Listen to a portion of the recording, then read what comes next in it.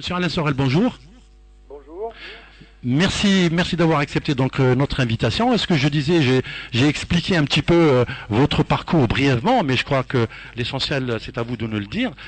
Quand je vous ai au téléphone et quand je vous ai sollicité, je souhaitais vous avoir donc dans cette émission pour avoir votre regard sur la scène politique nationale et internationale. Donc c'est une interview. Donc on va d'abord essayer de connaître faire connaître auprès de nos éditeurs donc Alain Sorel.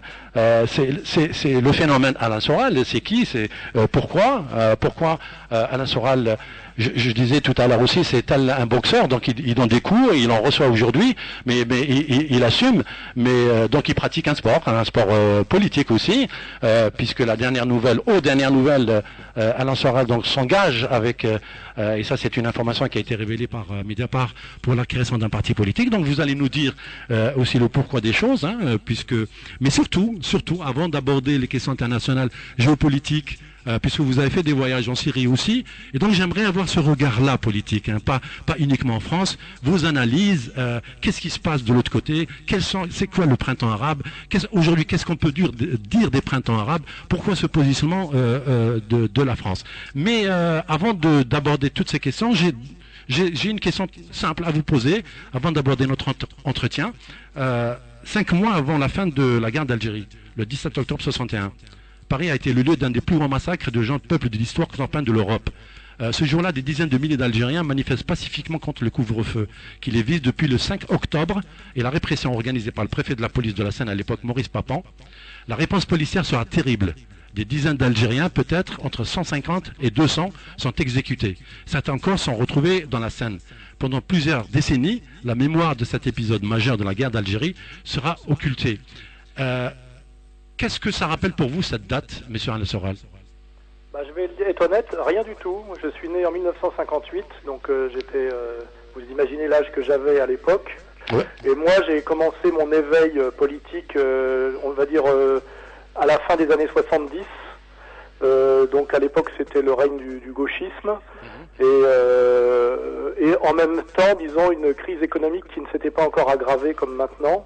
Et franchement, cette question-là n'était absolument pas déterminante.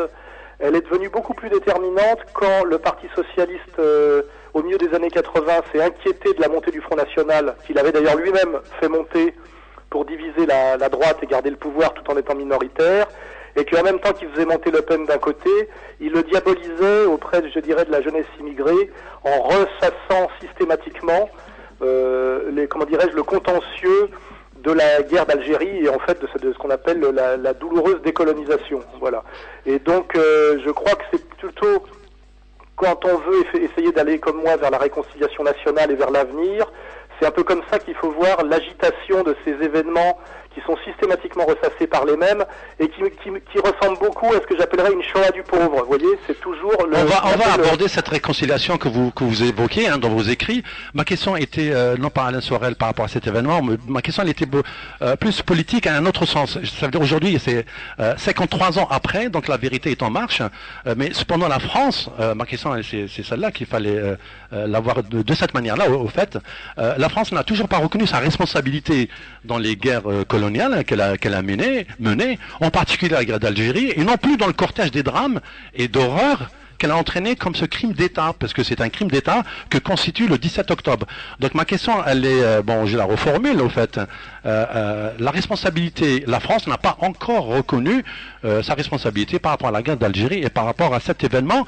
Le Parti socialiste à l'époque, quand je dis le Parti socialiste, c'est François Hollande en tant que candidat. Donc il a le 17 octobre de l'année dernière, donc il a fait un premier pas en déclarant le 17 octobre 61 des Algériens qui manifestaient pour le droit à l'indépendance ont été tués lors d'une sanglante répression. La République reconnaît avec lucidité ces faits. 51 ans après cette tragédie, je rends hommage à la mémoire des victimes. C'est bien, c'est un pas. Mais ce n'est pas une reconnaissance totale. Et c'est là où je voulais avoir votre avis sur la responsabilité de la France par rapport à ces crimes. Je vous dis, moi j'ai pas d'avis sur la question, j'étais pas né à l'époque. Je pense qu'il y a beaucoup trop en France de repentance et de manipulation du passé douloureux, et que tout ça à mon avis, est quand même dans un but de diviser pour régner et de pousser les Français selon l'origine les uns contre les autres. Et on voit quand même que c'est modélisé beaucoup sur effectivement ce qui sert de modèle pour tous, qui est la Shoah et la repentance sur Vichy et les années 40. Et moi, je ne veux pas ajouter de l'eau à ce moulin-là, parce que je pense que déjà, il est très difficile pour un jeune Français qui effectivement est d'origine algérienne, mais qui est né en France et qui va faire sa vie en France et qui n'a connu que la France, de pouvoir s'épanouir comme citoyen français si on ressasse en permanence des choses du passé qui ne l'ont pas touché directement. Moi, quand je vais en Allemagne, je ne passe pas mon temps à me souvenir de la persécution qu'a subie ma famille de la part de l'Allemagne entre 40 et 45. Ma famille a été ruinée par l'Allemagne. Nous avons beaucoup souffert du fait de l'Allemagne, et pourtant c'est pas ça que j'ai en tête quand je me rends à Berlin, par exemple, l'année dernière, parce que les gens que je croise dans Berlin n'ont rien à voir avec cette époque-là, et je n'ai pas envie, moi, de leur demander des excuses ou ce qu'ils pensent de cette époque-là. J'estime que c'est une démarche qui nous est imposée beaucoup par la communauté juive organisée, ce que j'appelle le communautarisme victimaire, et que je pense que c'est pas un service à rendre aux jeunes Algériens d'aujourd'hui. Quand je dis jeunes Algériens, d'ailleurs, c'est déjà une erreur. C'est une erreur, exactement. C'est des Français d'origine algérienne.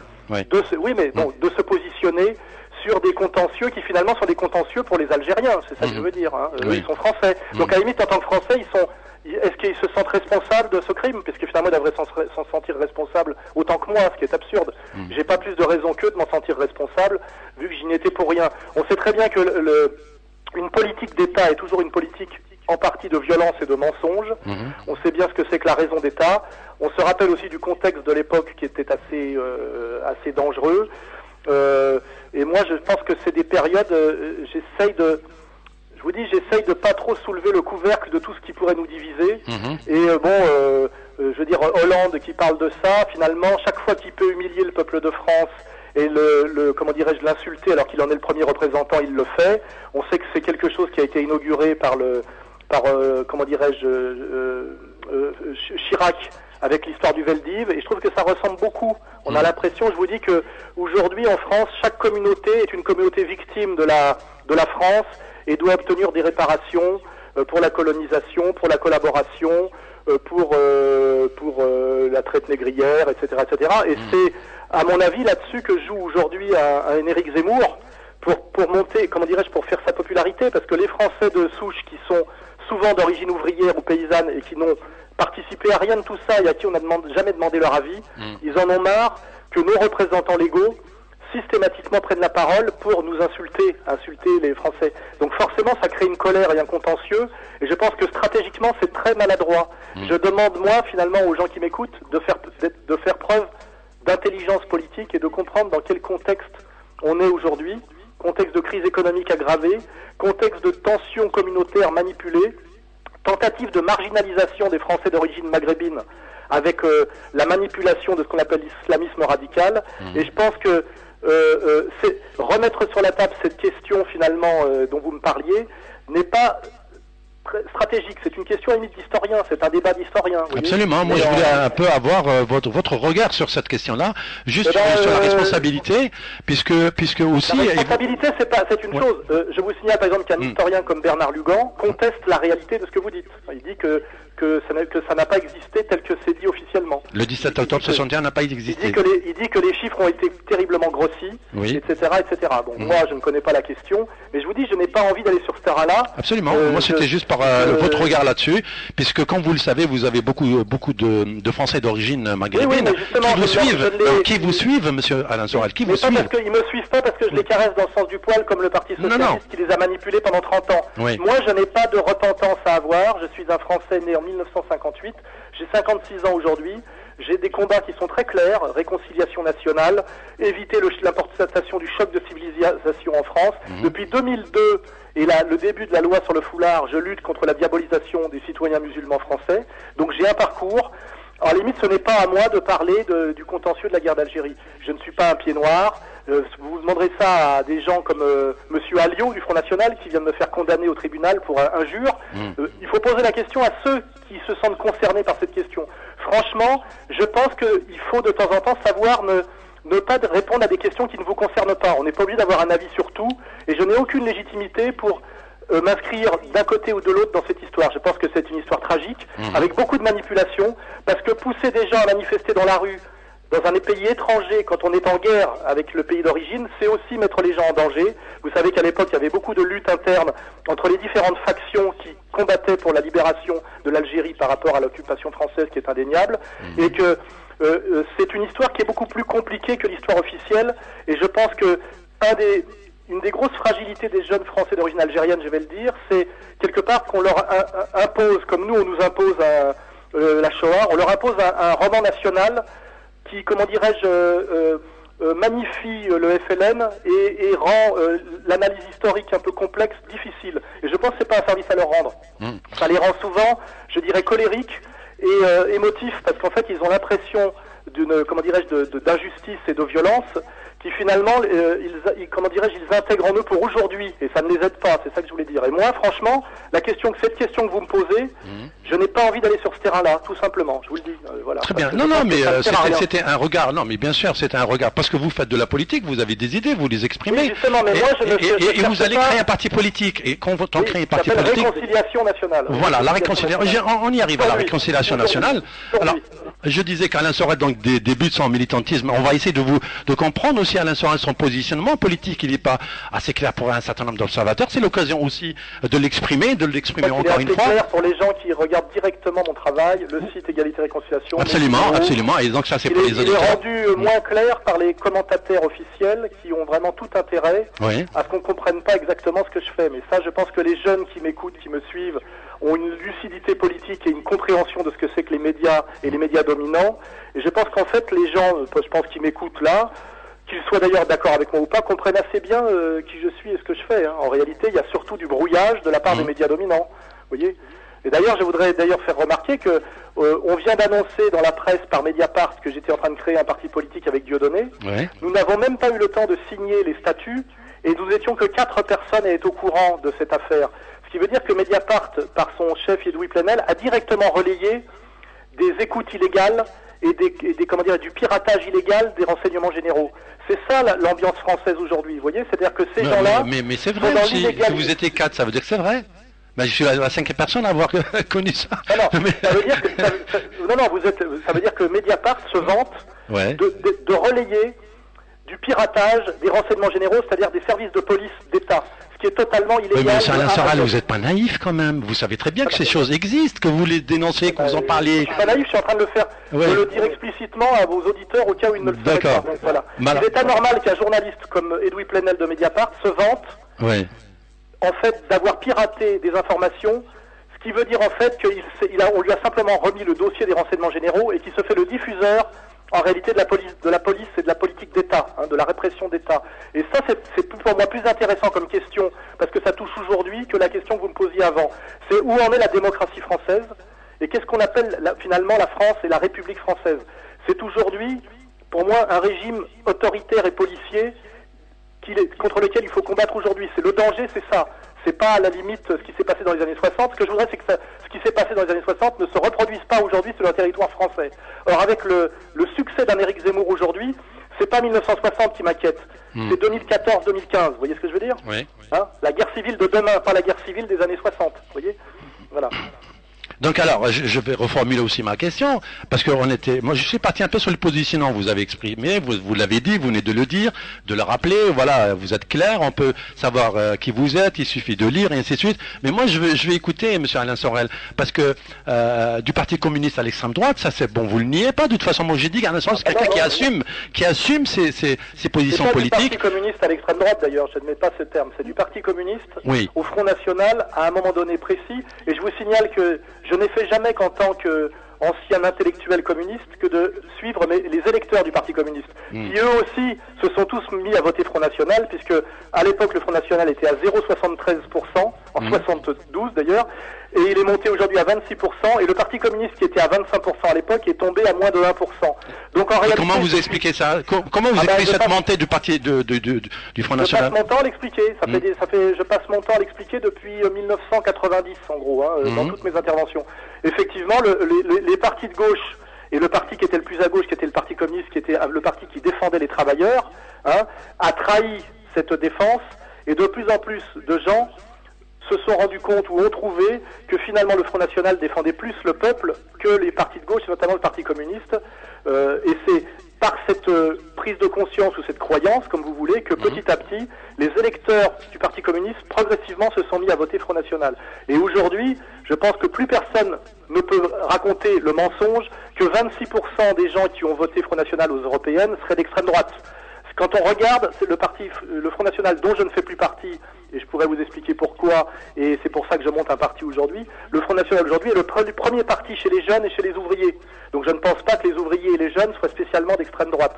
Donc c'est pour ça qu'à un moment donné, il faut arrêter de mentir ou de relayer des mensonges. Voilà, le Front National n'est pas un parti d'extrême droite, c'est un parti populaire et populiste, effectivement, qui s'oppose par contre à une politique partagée par tous les autres, UMP, PS, Verts, etc., qui est une politique mondialiste, qui en fait nie les antagonismes de classe, qui fait une politique néolibérale sur le plan économique, qui fait énormément souffrir le monde du travail, et je pense que les Français d'origine immigrée font souvent partie des couches sociales en difficulté, c'est-à-dire du petit salariat, c'est indéniable.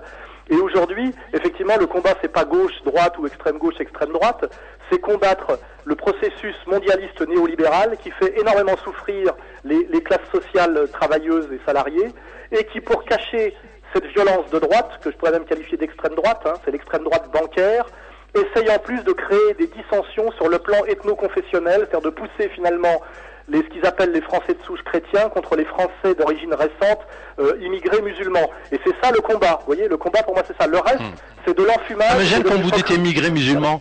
Il n'y a pas d'immigrés, c'est des Français d'origine. Ça me gêne quand vous utilisez. Vous dire ce que vous voulez. Oui. L'important, c'est ce que les Français croient et ce qu'ils voient. Oui, mais justement. Il y a des Français qui sont là depuis des siècles, des Français qui sont là depuis un siècle. Par exemple, on a des vagues migratoires d'Espagnols, de Portugais, on a des vagues migratoires de Polonais, on a des vagues migratoires, effectivement. Et la vague migratoire la plus récente historiquement, donc en ce moment on a les Roms, par exemple, qui viennent d'Europe de l'Est. Et la vague migratoire massive la plus récente, c'est celle du regroupement familial des années 70, qui est essentiellement africaine et maghrébine. Moi, je parle pas la langue de bois et je dis la vérité telle qu'elle est. Et si vous voulez nier la réalité, vous êtes comme Monsieur Caron face à Monsieur Zemmour. Monsieur Zemmour va vendre 500 000 exemplaires du livre qu'il vient d'écrire, qui est quand même, à la suite d'une analyse assez lucide de la situation française, un appel à la guerre civile contre les musulmans. C'est ça le danger. Ah oui, mais on va lui consacrer une émission à lui aussi. Non, mais c'est intéressant. Non, c'est vrai, c'est vous, Monsieur Alain Sorel. Et de la guerre d'Algérie qu'on va pouvoir lutter contre ce phénomène. Vous voyez, toutes ces catégories, extrême droite, extrême gauche, Front National, guerre d'Algérie, c'est ce qui va donner demain les pouvoirs à Zemmour et ce qu'il représente. Et c'est pas moi que ça mettra en danger. Moi, je peux toujours m'en sortir, hein, je peux toujours me retirer du jeu ou redécouvrir finalement tardivement que je suis un Français caucasien aux yeux bleus d'origine savoyarde. Mais par contre, ça met en danger des gens qui, c'est pas parce qu'ils diront mais moi je suis Français autant que toi que les gens verront pas sur leur faciès qu'ils sont effectivement des Français d'origine immigrée du Maghreb et de religion musulmane. Ce que vous dites ne les protégera pas. Ce qui peut les protéger demain, c'est le combat que je mène avec Dieudonné et rien d'autre. Voilà. C'est pas intéressant, moi, ce que je dis, c'est ce qui est intéressant, c'est vous, ce que vous dites, parce que j'ai lu votre explication sur l'extrême droite, hein, vous le dites, de toute façon, je vous cite, l'extrême droite désigne, selon vous, les néoconservateurs, les impérialistes américano-sionistes et le pouvoir bancaire international. Bon, voilà, moi j'écoute, hein, je prends... Pardon ? C'est ça l'extrême droite. Pour moi, c'est ça l'extrême droite. C'est ça l'extrême droite. C'est-à-dire des gens qui vivent sur une vision du monde qui est une vision ultra inégalitaire et violente et qui n'ont aucun souci et aucun problème moral à exploiter les pauvres, à les envoyer à la mort pour augmenter leur qualité de vie et leur richesse. Pour moi, c'est ça l'extrême droite, c'est Wall Street, c'est l'hyperclasse telle que l'a décrit M. Attali, et c'est finalement la politique qui a été chargée de mener M. Macron, qui se retrouve aujourd'hui ministre de l'économie d'un soi-disant gouvernement socialiste, alors qu'il est directement une émanation de la banque Rothschild et des milieux d'affaires et qu'il incarne les intérêts de la finance internationale. Et c'est cette finance internationale qui provoque la plus grande violence sociale et qui, pour la cacher, la détourner, provoque en plus de la violence sociale, de la violence religieuse. C'est mon analyse, je pense qu'elle est totalement valable et c'est pour ça que je suis un peu écouté et respecté par beaucoup de gens, absolument, des jeunes issus de l'immigration musulmans. Voilà. Absolument, et ça je vous le confirme, et c'est pour ça que j'ai souhaité consacrer une émission, parce qu'on le voit ce phénomène, et on dit que même votre site, hein, c'est, je crois, un des sites les plus visités en France ou en Europe. C'est le premier site de réinformation de France. Absolument, absolument, c'est très important, et c'est pour ça qu'on a essayé de vous comprendre, et pour essayer, voilà, et pour essayer de comprendre quelqu'un qui, comme ça, qui qui a ce courage politique, hein, qui n'a pas la langue de bois, de toute façon, de s'intéresser à lui, et le fait de consacrer une émission, c'est pour essayer de vous comprendre. L'émission, elle ne s'adresse pas à moi. Je vous réponds. Oui. Je vous réponds et j'essaye de dire ce que je dis à travers vos questions, même si mes réponses vont au-delà de vos questions. Voilà, c'est aux auditeurs donc d'apprécier. Alors, ma seconde, c'est toujours dans le positionnement politique. Vous dites vous-même, et je vous cite encore une fois, hein, vous êtes émotionnellement de gauche et orphelin du PC et nostalgique du progressisme. Je vais essayer en deux mots de nous dire, vous êtes où politiquement, parce que demain vous allez assumer une nouvelle responsabilité politique, puisque vous aurez à créer un parti politique. Qu'est-ce que vous allez proposer comme idéologie? Si vous dénoncez tout dans votre parti politique, ce serait quoi l'idéologie? C'est quoi? Elle va s'appuyer sur quoi? Votre parti politique, elle va s'appuyer sur quoi demain? Il y a une vision, comme toujours en politique, une vision économico-sociale, et je dirais une vision qu'on appelle sociétale, vous voyez. C'est-à-dire qu'on a un positionnement à la fois sur l'économie de la France. Est-ce qu'il faut favoriser le capital, les multinationales? Par exemple, je viens de découvrir, je le savais mais c'est intéressant, que à l'occasion de la mort tragique du grand patron de Total, j'ai découvert, et je le fais partager à vos auditeurs, que Total est le premier employeur en tant qu'entreprise française et qu'il ne paye pas l'impôt de société en France. En fait, il ne le paye pas du tout, il est entièrement dans des paradis fiscaux. Ça, c'est un scandale, parce que quand on voit que les PME, les PMI, les petits artisans qui essayent de se monter aujourd'hui, les électriciens, les plombiers, dont beaucoup d'ailleurs sont issus de l'immigration maghrébine, ils sont matraqués par les charges sociales, par l'URSSAF, etc. Et on les saigne comme des vaches à lait. Et qu'en même temps, le plus gros employeur français Total ne paye pas l'impôt sur les sociétés en France. Vous voyez, ça, c'est un combat politique à mener, qui d'ailleurs pourrait rejoindre celui d'un Mélenchon ou même d'un Besancenot. Mais par ailleurs, le deuxième combat qu'on veut mener, c'est qu'on voit très bien qu'aujourd'hui, beaucoup de gens sont favorables à une tension communautaire entre Français dits de souche et Français d'origine immigrée musulmans, qu'il y a une diabolisation des musulmans à travers tout ce qui se passe en ce moment au Moyen-Orient, l'État islamique, etc., ces choses étranges, qui voient qu'on a des attentats avant-hier au Canada et hier aux États-Unis, des trucs très bizarres, et qu'il y a réellement une volonté de tension en France manipulée, à mon avis, au plus haut de l'État, et qu'il y a donc ces deux combats à mener, hein, c'est un peu les deux mamelles de notre politique, le combat de réconciliation nationale sur le plan, je dirais, ethnico-religieux, c'est-à-dire éviter le choc de civilisation et la guerre civile et la guerre de religion en France, et puis un combat social qui le rejoint d'une certaine manière, qui est rééquilibrer la politique française pour aller donner un peu plus au travail et un peu moins au capital, ce qui rejoindrait en fait la politique qui était celle de la France sous De Gaulle, ce qu'on appelle le colbertisme à la française, ce qu'on appelle la France d'économie mixte, c'est-à-dire à la fois sociale dans les grandes lignes et libérale pour tout ce qui est petit. C'est-à-dire il y a les secteurs stratégiques pilotés par l'État, comme du temps où il y avait Billancourt et les usines Renault, mais par contre on est libéral, c'est-à-dire la liberté d'entreprendre pour tout ce qui est d'échelle humaine. Hein, donc ce n'est ni le socialisme ni le néo-capitalisme, vous voyez. Et je pense que de ce point de vue-là, c'est vrai, mes analyses économiques et mes propositions économiques rejoignent celles du Front National de Philippot.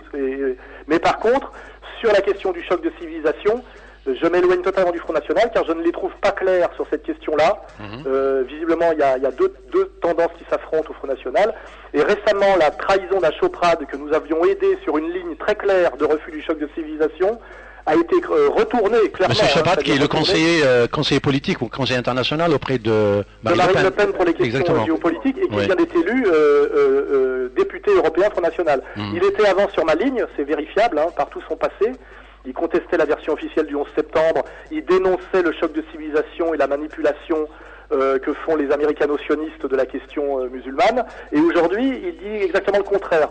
C'est cette perte de confiance totale dans le Front National sur cette question-là qui m'a poussé avec Dieudonné à continuer à faire un pas de plus vers la politique, c'est-à-dire à créer un parti politique, non pas pour me présenter moi d'ailleurs, hein, je le dis, Dieudonné. Dieudonné est interdit inéligible, et moi je suis condamné plusieurs fois, donc on ne va pas se présenter nous, on va aider les gens qui veulent à nouveau faire de la politique, notamment les jeunes, à voter pour eux d'une certaine manière. On va les aider à travers ce parti qui veut s'appeler Réconciliation Nationale, à s'organiser, à se structurer eux-mêmes, notamment au niveau local, plutôt que de se demander s'ils doivent faire de l'entrisme au Parti Socialiste, de l'entrisme chez les Verts, voter Front National comme certains l'avaient pu le croire à un moment donné, notamment peut-être à cause de moi.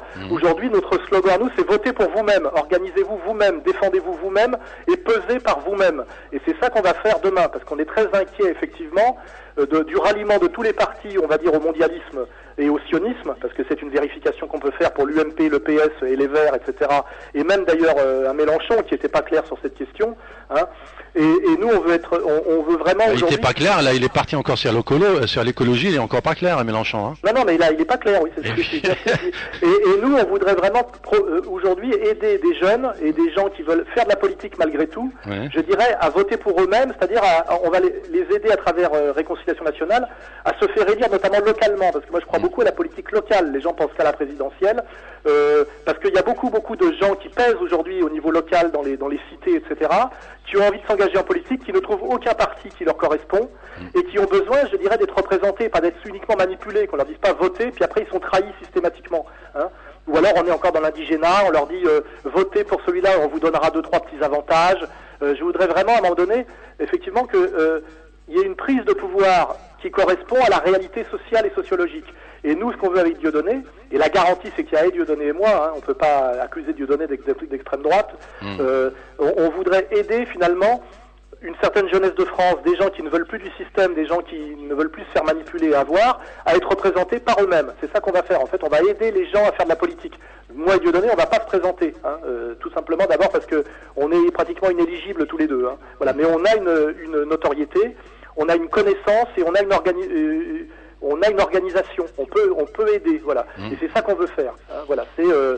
Le slogan, c'est presque ça, c'est voter pour vous-même et pesez vous-même, parce que finalement, oui, parce qu'on se disait, Alain Soral quand même, il est déçu politiquement à chaque fois qu'il claque la porte d'un parti politique. Le dernier, c'était quand vous êtes présenté aux listes, vous êtes mis dans la liste européenne, vous avez claqué la porte au Front National, et même Le Pen, il disait, Alain Soral est plus fait pour l'écriture, le showbiz, que pour la politique.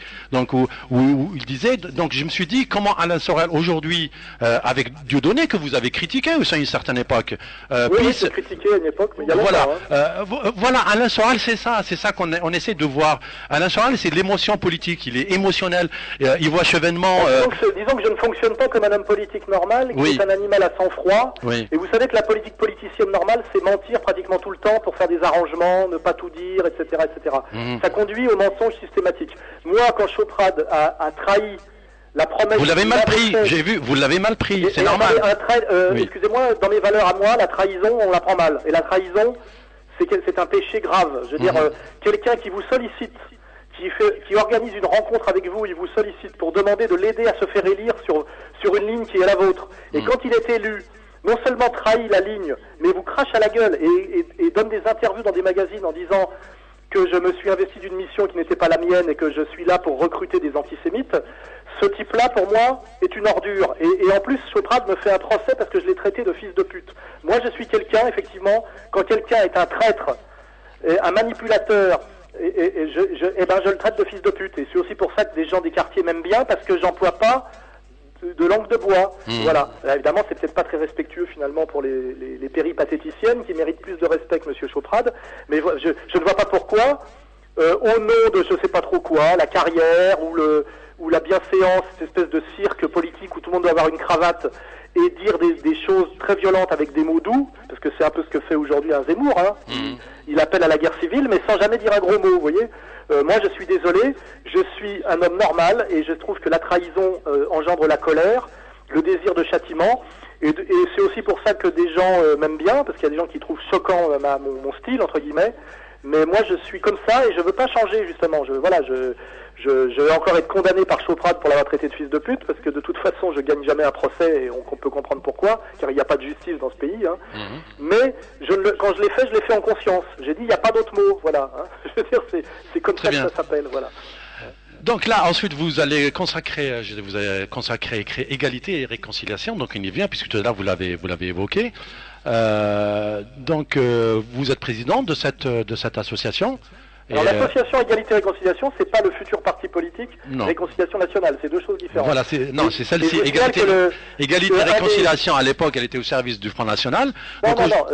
Au départ, je l'ai fondée, on était 3 personnes, effectivement. deux personnes proches du Front National, mais qui ne sont d'ailleurs pas membres du Front National, et c'était effectivement pour essayer de faire évoluer le Front National sur la ligne sociale et sur la relation aux Français d'origine immigrée. Absolument. Donc j'avais un but. Comme j'ai échoué dans ce but, pas sur la question sociale, mais sur la question, je dirais, religieuse, j'ai quitté le Front National, et je l'ai expliqué dans un texte qui s'appelait Marine m'a tué à l'époque. Donc je veux dire que c'est facilement vérifiable quand on cherche.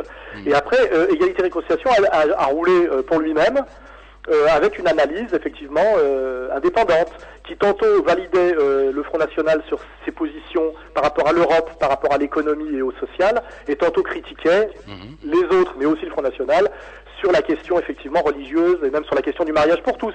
Nous, on était engagés dans le combat contre le mariage pour tous. Le Front National ne s'est pas engagé dans ce combat. Aujourd'hui, d'ailleurs, il le rejoint un peu. Voilà, donc on était dans un mouvement, une association de commentaires, qu'on appelle de réinformation, d'information et de commentaires. Aujourd'hui, on fait un pas de plus avec Dieudonné pour rentrer dans la politique pure, parce que la gravité... Vous voulez réconcilier qui, mais avec quoi?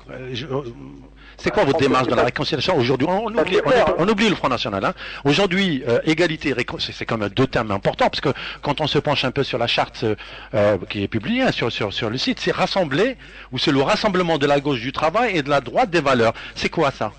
Eh ben, la gauche du travail, c'est les gens qui travaillent, c'est-à-dire parce qu'il y a la gauche bobo, qui est la gauche pour le mariage pour tous, pour que les transsexuels soient remboursés pour leurs opérations. Vous voyez, la gauche qu'on appelle bobo, qui se soucie beaucoup des intérêts de la défense des droits des homosexuels, des droits des féministes, etc. Donc c'est pas la nôtre, nous c'est la gauche du travail, c'est défendre le peuple du travail contre ses oppresseurs. Et puis la droite des valeurs, eh ben, c'est quelque chose que vous pouvez trouver en lisant le Coran, par exemple, vous pouvez trouver en lisant les évangiles, que vous pouvez trouver en fait dans les religions, c'est-à-dire respect de la morale, respect des valeurs, respect de la vérité, respect des anciens, respect de la parole donnée. Voilà, ça rejoint par exemple comment dirais-je, la devise de Bayard, qui était un grand chrétien de l'Ancien Régime, qui se disait français sans peur et chrétien sans reproche. Voilà. Donc moi, c'est la morale religieuse. C'est ce qu'on trouve dans toutes les religions. Oui, c'est la vraie. Il y en a qu'une de morale, c'est celle-là. C'est pas par contre la morale décadente qui consiste à trouver tout relatif et à trouver que la liberté individuelle et le désir individuel permet tout, et qui dit aujourd'hui que finalement l'inceste dans les familles devrait être laissé à la libre appréciation des participants, et que si par exemple comment dirais-je, la fille est consentante, on voit pas pourquoi son père ne pourrait pas la demander en mariage. Vous voyez, nous on est quand même sur ce qu'on appelle la loi naturelle, des invariants anthropologiques, l'interdit de l'inceste, et on croit que ces choses-là, il est satanique d'y toucher, et que c'est dangereux, et c'est le mot satanique. Et on voit aujourd'hui que notamment le pouvoir socialiste, plutôt que de combattre les inégalités sociales, qui devrait être son travail, fait beaucoup de travail dans l'ombre pour banaliser la pédophilie, au nom de la sexualisation des enfants, pour trouver que c'est tout à fait génial qu'un travesti barbu gagne l'Eurovision et aille chanter au Parlement européen, vous voyez. Moi, je m'appuie sur la morale, on va dire, traditionnelle, et que j'appelle même universelle et éternelle, pour trouver ça dangereux. Et pourtant, vous vous définissez comme judéophobe. Vous parlez de morale religieuse, et il n'y en a qu'une seule dans la religion. Dans toutes les religions, on trouve cette morale. Mais oui, là, c'est parce qu'il faut être un peu plus versé dans la théologie. Oui. Quand je dis que je suis judéophobe, je critique une déviance du judaïsme qui s'appelle la déviance talmudo-sioniste. Et je vous signale que quand je suis judéophobe... Mais c'en est une religion. C'est une religion. Non, mais la religion, c'est compliqué. Il y a la Torah, puis il y a le Talmud, vous voyez. Alors, dans la Torah, il y a une dimension universaliste et pré-chrétienne qu'on appelle le judaïsme des prophètes. Et puis, il y a une dimension tribale et guerrière et suprémaciste, qui est la lecture que font aujourd'hui les sionistes et aussi, je dirais, la communauté juive organisée à travers le CRIF, qui est sioniste. Donc effectivement, je combats une certaine compréhension du judaïsme au nom d'une autre compréhension du judaïsme. Exactement comme aujourd'hui, des gens combattent une certaine lecture de l'islam au nom d'une autre lecture de l'islam. Aujourd'hui, moi, si j'ai une fraternité avec les musulmans, je combats par contre ce que j'appelle une déviance takfirite de l'islam, qui sert aujourd'hui effectivement à justifier, comment dirais-je, un islam radical qu'on a vu en Libye, qu'on voit aujourd'hui en Irak. C'est pareil. Et dans le christianisme, je défends le catholicisme paulinien, et je m'oppose à une, comment dirais-je, à une trahison qui est la trahison de Vatican II. Je m'oppose aussi à une certaine trahison qui est la trahison que j'appellerais protestante et puritaine, qui est la déviance anglo-saxonne du christianisme, et qui donne aujourd'hui d'ailleurs ce qu'on appelle les chrétiens sionistes et la mouvance, je dirais, américano-sioniste des judéo-chrétiens dominants. Vous voyez, moi je suis un catholique en fraternité avec les musulmans, voilà, sur des valeurs communes que je trouve dans les textes sacrés et les évangiles, le Coran, certains hadiths, et aussi en fraternité avec certains juifs qui sont des juifs antisionistes et qui sont sur une lecture, je veux dire, traditionnaliste de la Torah, qui, je vous le rappelle, considère comme hérétique le retour en Terre Sainte avant le retour du Messie. Hein. Voilà. Après, il faut être versé en théologie. Moi, il se trouve que contrairement à Zemmour, par exemple, et contrairement aux tribunaux qui essayent de me faire condamner aujourd'hui et qui n'ont aucune culture théologique, je me suis comme intéressé profondément aux trois monothéismes et aux trois monothéismes révélés, aux trois religions abrahamiques qui constituent le mode méditerranéen et le mode post-méditerranéen, et j'essaie d'en comprendre la complexité, les oppositions internes, les manipulations, etc., etc. Donc effectivement, c'est une question complexe. Et aujourd'hui, je prétends effectivement, mais je dirais par provocation, que je ne suis pas antisémite, c'est clair. D'abord parce que je suis pro-palestinien et en fraternité avec le monde arabo-musulman. Mais par contre, effectivement, je suis judéo-critique, c'est ce que je viens de dire. Et même, on peut me considérer comme judéophobe, puisqu'aujourd'hui, il y a des gens qui se réclament ouvertement islamophobes. Je suis judéophobe et antisioniste, ce qui ne fait pas de moi un antisémite. Et ma judéophobie se comprend par mon antisionisme, parce que le sionisme aujourd'hui n'existe qu'à travers une interprétation littérale, raciale et guerrière de la Torah. Voilà. Et ça demande effectivement une culture profonde, et c'est pour ça qu'on veut me faire taire aujourd'hui, parce que quand je vous dis tout ça calmement, si je pouvais le dire comme je le dis à vous à la télévision, tout le monde me donnerait raison. On dirait, finalement, Soral est quelqu'un de sage, de calme et de cultivé. Or, on m'empêche de dire ça, parce que c'est la vérité. Vous voyez que la vérité est gênante pour beaucoup, hein, et notamment pour le pouvoir qui nous oppresse. Et donc, comme vous le signalez dans la charte, égalité, réconciliation, vous parlez aussi de la liberté d'expression contre la pensée unique. Ça, on le sait, Alain Soral, il est contre la pensée unique. Hein, c'est pour ça que vous y allez, hein, tel un boxeur. Hein, je disais tout à l'heure, vous donnez des coups, vous en recevez, vous assumez. Et c'est ça surtout. J'en reçois, parce que les coups que je donne sont des coups, comment dirais-je, que je fais avec mon verbe. Hein, alors que moi, je reçois des coups qui sont des agressions physiques, des graves condamnations à des amendes que je ne peux pas payer, qui correspondent à des sommes importantes, sans rapport avec ce que je gagne. C'est ça qui est scandaleux. Normalement, les condamnations doivent être proportionnelles à vos gains, et on vous demande votre feuille d'impôt. Là, on me demande des sommes vertigineuses, puisque je vous dis, si j'additionne toutes les condamnations qu'on me promet, ça monte à 460 000 €. Et je n'ai absolument pas les moyens d'y faire face. Et ça, c'est pour me faire quitter le pays. Vous voyez, c'est une stratégie pour faire quitter le pays, parce que les agressions physiques n'ont pas suffi, parce que la diabolisation n'a pas suffi. Donc aujourd'hui, on essaye de me faire crouler sous les dettes à tel point que je serai obligé de me sauver et même de quitter l'Europe. Hein. Voilà, donc c'est une stratégie. Je pense que vous n'allez pas vous sauver, j'en suis convaincu. Donc selon vous, il n'y a pas de liberté. Vous considérez qu'il n'y a pas une liberté d'expression? Il n'y a en France aucune liberté d'expression. Voilà, il y a une pensée unique. Et c'est quoi la pensée? En deux mots, c'est quoi? Définissez-moi la pensée unique ici en France aujourd'hui. On sait ce que c'est la pensée unique. La pensée unique, en fait, c'est au nom, soi-disant, de la liberté formelle et de l'égalité formelle, c'est d'empêcher, en fait, de s'exprimer toute pensée qui voudrait critiquer, en fait, le processus mondialiste en marche, et qui, effectivement, prétend avancer au nom de l'égalité formelle et de la liberté formelle. C'est-à-dire la liberté d'acheter des enfants au tiers-monde si on n'a pas envie de les faire soi-même, et si, par exemple, on est homosexuel, vous voyez, c'est toujours ça. Et alors, quiconque critique ce genre de démarche, effectivement, est taxé de politiquement incorrect, et de droite, ou d'extrême droite d'ailleurs, et passible des tribunaux, parce qu'aujourd'hui c'est systématiquement les tribunaux. Moi j'ai 14 procès en cours aujourd'hui, vous voyez. Donc en fait, effectivement, cette pensée unique, elle est, sur le plan économique, elle est néolibérale, sur le plan, on va dire, géostratégique, elle est mondialiste, vous voyez, et elle est surtout, en général, systématiquement pro-américaine et pro-israélienne. Vous remarquez d'ailleurs que tout ça est lié, vous voyez, elle est dans la main de Wall Street, dans la main de l'armée américaine et dans la main du pouvoir sioniste, et le pouvoir sioniste est très puissant en France, comme le savent d'ailleurs tous les gens qui m'écoutent même en ce moment. Ils ont bien compris, notamment par l'affaire Dieudonné, ou même par tous les soucis que je rencontre, que même être français de souche aux yeux bleus ne suffisait pas. Quand on s'attaque à la puissance sioniste en France, on est traité, je dirais, comme un immigré clandestin, vous voyez, si je veux employer une métaphore, ce qui est mon cas. Très bien, donc on va essayer de voir un peu le volet. Donc là, on a cerné un peu Alain Sorel et je crois que je suis ravi de comprendre un certain nombre de choses. Et je pense pour nos auditeurs, ils ont aussi peut-être, je dirais peut-être certainement, compris un certain nombre de choses. Et donc, pour dire que pourquoi je vous ai invité également, c'est pour avoir votre analyse sur un peu ce qui se passe à l'extérieur de la France par rapport à ces, j'ai mis entre guillemets ces printemps arabes. Je sais que vous vous intéressez beaucoup à la scène politique internationale aussi. Vous avez effectué aussi des déplacements, il me semble, en Syrie à l'époque, avec Thierry Messon.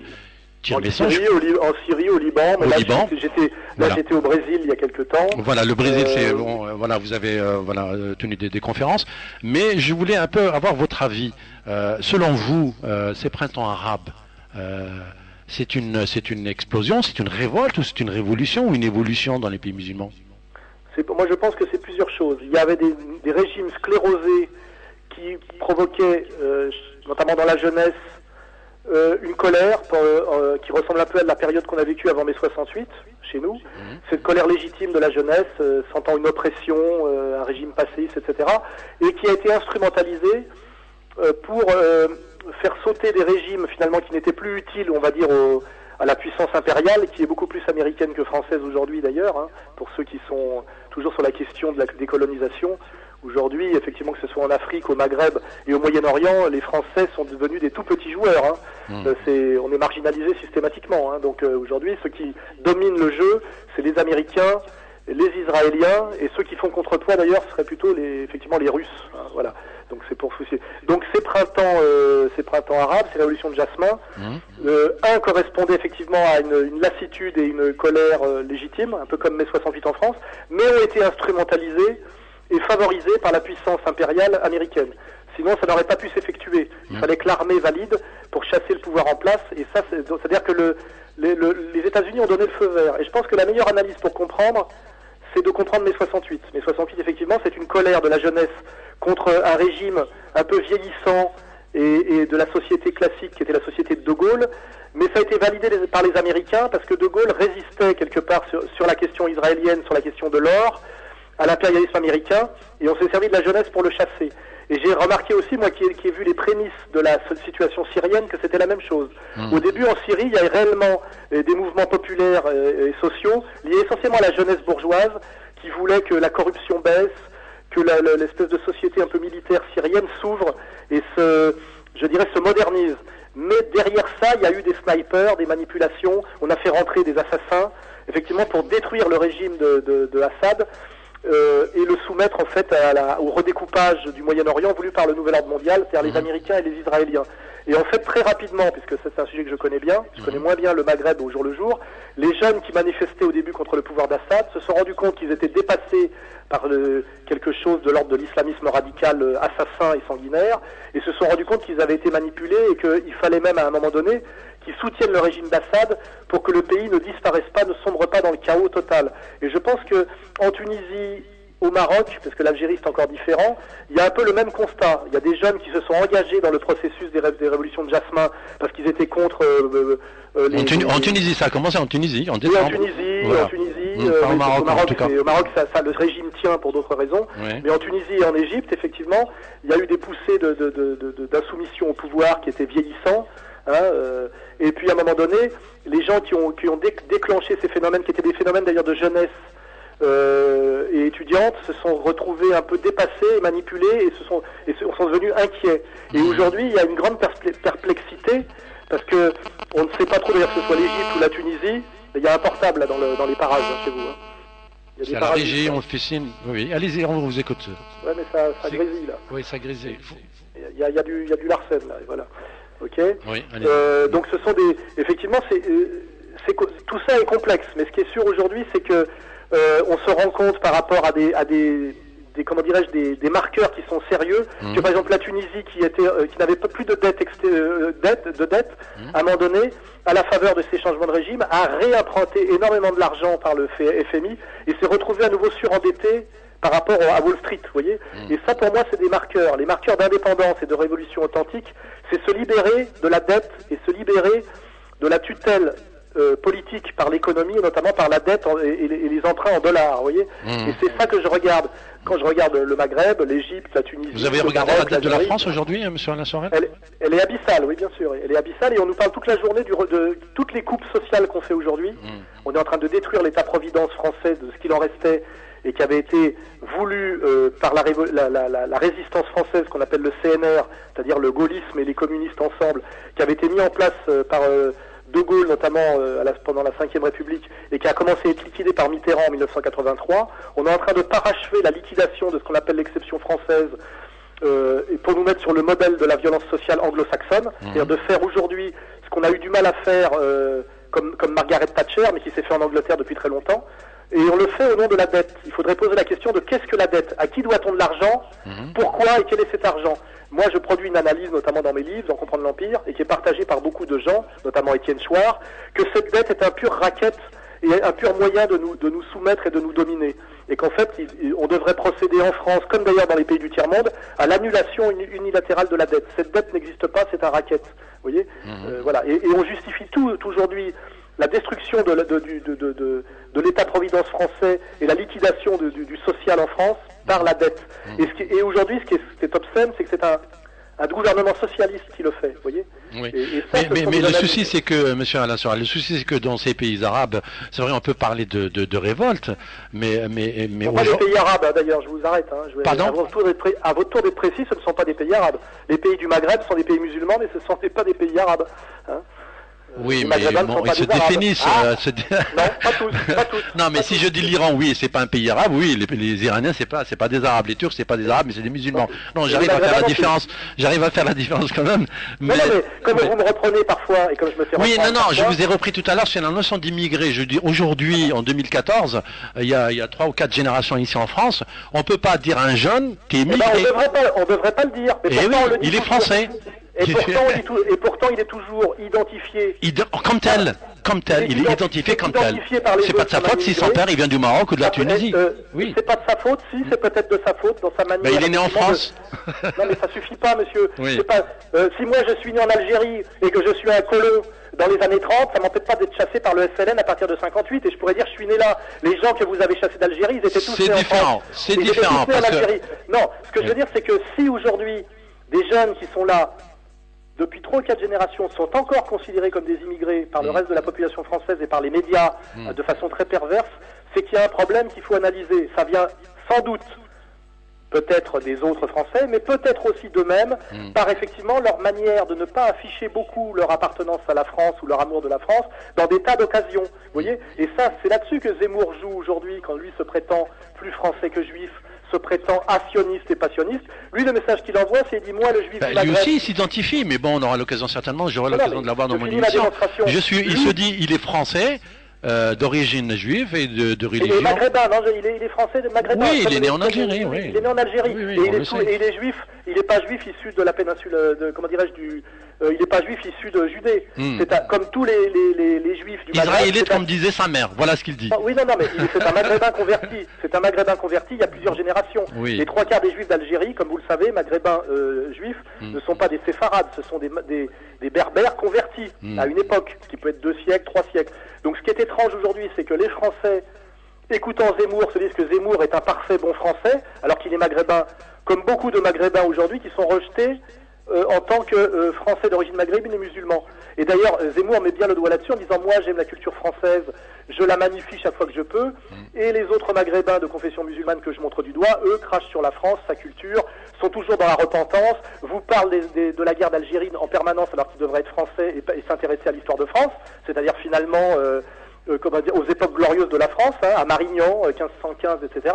Et justement, il faut que les Maghrébins français ou les Français d'origine maghrébine, comme vous voulez, parce que moi je fais pas de langue de bois, se posent la question de la stratégie qu'il faut qu'ils aient aujourd'hui pour répondre à la menace qui leur est faite de se faire désigner non plus par peu de gens, c'est-à-dire non plus par la droite du Front National, mais par pratiquement tous les journalistes en cours, tous les sionistes au pouvoir et tous les admirateurs d'Éric Zemmour, comme des mauvais Français, des Français problématiques et des Français, je vous signale, comme le dit Zemmour, qu'il faudra un jour chasser de France. Et aujourd'hui, on en est là. On parle de remigration, aujourd'hui. C'est le mot à la mode, remigration. Et si la réponse à ça, c'est dire j'ai des papiers, je suis français, c'est à peu près aussi stupide politiquement qu'un juif allemand qui, écoutant Hitler en 1933, va avec ses papiers allemands et dit je suis plus allemand qu'Hitler, qui lui est autrichien.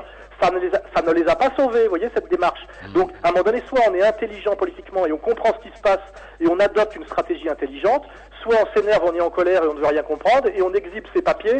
Et les papiers, comme dirait l'autre, en période de trouble, ne sont pas des gilets pare-balles. C'est une réponse intelligente. C'est une réponse intelligente et c'est juste pour rester un peu dans le domaine de la géopolitique, de l'international. Moi, ce que je voulais donc votre avis, c'est comment se fait-il ça s'est explosé presque partout et en même temps. Je veux dire, vous avez évoqué mai 68, mais là, il s'agit de plusieurs pays. Donc, c'est pas des révoltes, c'est pas des évolutions, c'est pas des révolutions. Plusieurs pays. C'est des pays qui vont disparaître. C'est pas les régimes ou les dignitaires Vous parlez de quel pays là, je parle de la Syrie, je parle de l'Irak, je parle de la Libye, enfin tout ce qui s'est passé dernièrement, de la Tunisie. On parlait de la, non, mais c'est pas tout à fait la même chose, la Tunisie que l'Irak quand même. Oui, non, mais bon, l'Irak maintenant, aujourd'hui, mais quand on regarde un peu tous ces pays arabes ou au Moyen-Orient, aujourd'hui, ont disparu de la scène politique. C'est des peuples qui se battent entre eux aujourd'hui. Oui, ils sont tous déstabilisés. Oui. Ils sont tous dans des situations de guerre civile. Donc il y a globalement une destruction accélérée de l'ancien découpage qui avait donné les nations arabes issues de la décolonisation ou issues de l'après-deuxième guerre mondiale. On voit bien que finalement, on arrive au bout du déclin du nasserisme, c'est-à-dire la fin du nationalisme arabe, puisqu'il y a eu destruction de l'Irak, il y a en ce moment tentative de destruction de la Syrie. Plus qu'une tentative. Ça n'a pas totalement réussi, tel que Assad est au pouvoir, a été réélu comme jamais aucun leader arabe n'a été élu, parce qu'il y a la protection subtile, mais quand même réelle, de la Russie poutinienne. Mais c'est vrai qu'il y a un énorme travail d'acharnement, et aujourd'hui, à travers notamment ce qu'on appelle l'État islamique, un énorme travail d'acharnement pour détruire les nations arabes. Et je vous signale qu'on les détruit non pas au nom des droits de l'homme et de la démocratie, comme on le faisait dans les années 80, parce que ça, c'est la nouvelle stratégie américaine qui a vu que, effectivement, détruire l'Irak au nom des droits de l'homme et de la démocratie, ça marchait pas. Aujourd'hui, ils détruisent l'Irak et les nations arabes au nom de quoi? De l'islam pur et dur. Vous voyez, la stratégie hyper perverse de l'impérialisme. C'est la réponse, finalement, à la stratégie américaine des années 80-90, qui voulait effectivement soumettre les pays, on va dire les pays arabo-musulmans à la démocratie. Aujourd'hui, c'est bien plus pervers, ils continuent à les détruire et à les soumettre, mais au nom de l'islam pur et dur, en s'appuyant sur des islamistes radicaux qu'ils ont entièrement formés, armés et qu'ils manipulent en permanence, pour créer un chaos généralisé qui finalement ne fait que nuire au monde arabo-musulman et que tuer des musulmans. Je vous le rappelle, à part 2-3 morts marginaux qu'on nous a montrés au Québec et aux États-Unis, avec des gens d'ailleurs convertis récemment, des profils très étranges qui ont beaucoup à voir, à mon avis, avec vous savez, comment dirais-je, les protocoles de manipulation, pour ceux qui s'intéressent à Internet, les opérations de manipulation où on active des marginaux, comme les services occidentaux savent très bien le faire depuis l'assassinat de Kennedy. On a toujours des profils étranges, de types qui sont convertis à l'islam depuis 1 an, qui sont des types de souches et qui d'un seul coup passent à la violence armée, vous voyez, et qui effectivement sont et au nom toujours au nom de l'islam, pour créer une peur globale de l'islam, une réaction hostile à l'islam dans les pays où les musulmans sont minoritaires. Aujourd'hui, comme par hasard, États-Unis, Canada, au moment où l'armée canadienne et états-unienne engage un peu plus son armée devant son opinion publique dans des guerres au Moyen-Orient, vous voyez. On comprend quand même que tout ça n'est pas du hasard. Vous voyez, il y a un côté, voilà, tout à l'heure vous disiez systématique. Oui. Je faisais référence aux opérations monarques pour ceux qui s'intéressent à ça. La manière dont on choisit des déséquilibrés mentaux avec des profils et qu'on les active pour des opérations violentes. Et après on les élimine physiquement et avec comment dirais-je, le retentissement médiatique, on arrive à amener les opinions publiques sur des lignes violentes qu'elles n'auraient pas admises sinon. Et aujourd'hui, tout ce processus est en train de se mettre en place. Il s'est mis en place au Canada et aux États-Unis, j'ai très peur que ça se mette en place demain. Vous voyez, en France. En France. Ça s'est déjà fait, comme vous avez remarqué, en Algérie, le mois dernier. Hein. Quand on décapite un touriste français, on crée une colère c'est un retraité en plus chez les Français de souche. Et n'oubliez pas que la colère empêche l'intelligence et l'analyse. Hein. La colère suscite le cerveau reptilien, vous voyez, et pas le néocortex. C'est-à-dire qu'on est sur des stimuli binaires. Amour, haine, oui, non. Et ça, c'est la guerre. La guerre, c'est il y a deux camps. On choisit ton camp camarade. Les musulmans ou le monde libre, vous voyez, et c'est ça, c'est à ça qu'on nous amène demain. Et moi, mon travail, c'est d'empêcher cette caricature, c'est d'empêcher cette manipulation, et il faudra qu'on s'y mette tous pour l'empêcher. Il ne s'agira plus de ressasser la guerre d'Algérie. Il s'agira de savoir si on veut empêcher la guerre civile, ou si on va être pris dans cette guerre civile, et il n'y a rien de plus violent, vous le savez, que les guerres civiles. Hein, parce que les guerres civiles se passent chez nous, hein, pas ailleurs. Hein. Les Américains, eux, ils font de la guerre en permanence, comme Bernard-Henri Lévy, chez les autres. En Irak, ça leur coûte rien parce qu'ils ont des appartements partout, ils sont milliardaires. Mais quand il y aura la guerre civile en France entre musulmans et soi-disant français de souche, ça va péter dans tous les sens, ça va pas être beau, vous voyez. Et moi, je pense que quelqu'un qui travaille à ça, est soit quelqu'un qui travaille pour une puissance étrangère, soit un inconscient, en général un jeune en colère qui manque d'intelligence et qui ferait bien d'écouter ses aînés et de lire sa religion correctement, ou vous voyez, ou un manipulateur. Et moi, je suis très inquiet aujourd'hui, je vous le dis, du succès d'un Éric Zemmour qui partage 90% de mes analyses au niveau de l'analyse globale de ce qui s'est passé depuis 30 ans, mais qui, au lieu de désigner Wall Street et les sionistes comme responsables, montre du doigt les musulmans, qui, à mon avis, sont des victimes de cette manipulation globale, même dans leurs plus grandes bêtises parfois. Vous voyez, je pense même que les jeunes ultra-marginaux qui s'engagent pour le djihad, ce qui est d'ailleurs ultra-marginal, on nous montre une jeune fille de 14 ans qui a piqué la carte bleue de sa maman et qui a disparu 4 jours. Et on essaie de nous faire peur avec ça, et on voit qu'elle a été mise en garde à vue, et en plus qu'on l'a mise en garde à vue parce que je crois pour vol ou je sais pas quoi, alors qu'elle a fait que prendre la carte bleue de sa mère. On voit très bien que c'est délirant par rapport au fait qu'il y a des centaines et voire des milliers de binationaux franco-israéliens qui font leur armée en Israël et qui, en tant que soldats israéliens, ont du sang sur les mains par rapport à la dernière opération de pacification de Gaza, vous voyez. Et ça, si les gens qui m'écoutent enfin ne comprennent pas le contexte dans lequel on est et les dangers qui vous menacent d'une certaine manière encore bien plus que moi je suis menacé parce que je montre ces dangers. Je ne suis même pas menacé directement. Je suis menacé parce que je n'admets pas de laisser mon pays manipuler comme ça et finalement de servir les intérêts israéliens et américains au prix même de sa destruction et de son déshonneur. C'est ça mon combat. Alors, je pense que beaucoup de gens le comprennent aujourd'hui. Et c'est parce que beaucoup de gens le comprennent que je rencontre tous mes ennuis. Hein. Absolument. Mais restons à la dernière question par rapport à tout à l'heure, on disait que la Syrie n'est pas la Tunisie, hein, et Poutine qui affiche sa nouvelle puissance, la nouvelle puissance de la Russie. Alors selon vous, c'est une question de parité stratégique avec les États-Unis, ou bien parce que les Russes se sont sentis piégés, rappelez-vous, hein, par rapport à la résolution de l'ONU sur l'utilisation de la force en Libye. Parce qu'ils n'étaient pas d'accord à cette époque-là, rappelez-vous. Ça va plus loin que ça. Oui. N'oubliez pas le précédent russe. Au moment de l'effondrement total de la Russie, après Gorbatchev et Eltsine, Poutine qui a pris le pouvoir de façon discrète et subtile et qui finalement a essayé de réinstaurer de remettre au sommet de l'État russe l'intérêt de la Russie supérieure, enfin l'intérêt supérieur de la Russie et du peuple russe. C'est-à-dire qu'il nous faudrait aujourd'hui un Poutine français pour sauver la France. N'oubliez pas ce qui s'est passé immédiatement et ce qu'il a dû gérer, la guerre de Tchétchénie.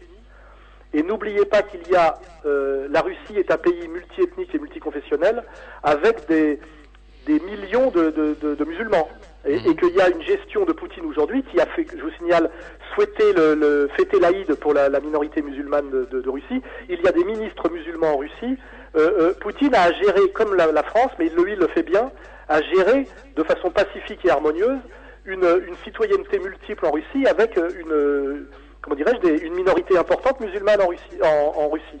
Et je pense que Poutine est le parfait exemple de la manière de gérer la situation pour ne pas effectivement que un pays, par des manipulations étrangères, notamment américano-sionistes, tombe dans la guerre civile. Vous savez très bien aujourd'hui que les Américains et les sionistes essayent de manipuler, que ce soit en Chine, en Russie et partout ailleurs, les minorités musulmanes pour en faire des forces de déstabilisation. Vous le savez très bien. Et Poutine, en fait, a répondu effectivement à la question libyenne, mais aussi il essaye effectivement de voir que si demain il laisse s'embraser le monde, le Moyen-Orient musulman, sur une ligne d'islamisme radical, cet embrasement le touchera aussi directement en Russie. Vous le savez très bien. Hein, et vous savez d'ailleurs que c'est arrivé avec l'attentat dans le théâtre ou à l'opéra qu'il y avait eu en Russie il y a quelques années.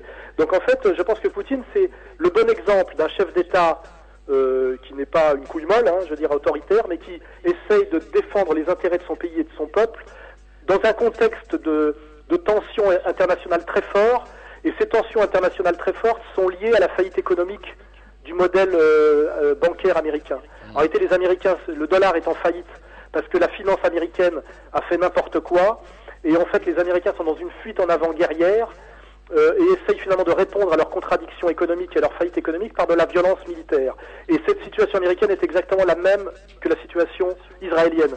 L'État israélien est un État invivable et totalement illégitime et face à des contradictions insolubles, et il y répond systématiquement par la violence et la déclaration de guerre à un ennemi extérieur et un ennemi symbolique fantasmé qui est le musulman et les pays arabes qui l'entourent. C'est pour ça qu'il faut bien comprendre la situation actuelle à travers la question de la domination et de la violence américano-sioniste, à travers la soumission totale de l'État français, du politique français et des médias français à la domination sioniste. La question sioniste est une question française, c'est pas seulement la question des Palestiniens.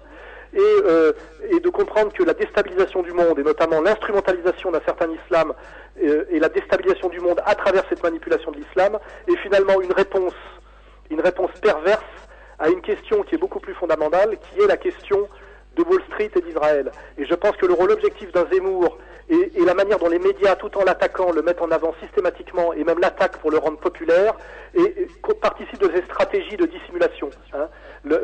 La manipulation de l'islam n'est là que pour cacher que le problème du monde et du mondialisme aujourd'hui, c'est la finance de Wall Street et c'est l'Israël de Netanyahou. Voilà, et c'est mon analyse. Elle est partagée par beaucoup de gens qui s'intéressent et qui se cultivent, et c'est parce que cette analyse est pertinente et qu'elle est dangereuse pour le pouvoir que je suis moi-même en danger, diabolisé, et qu'on ment sur moi et qu'on essaye de me déstabiliser par tous les moyens. Voilà.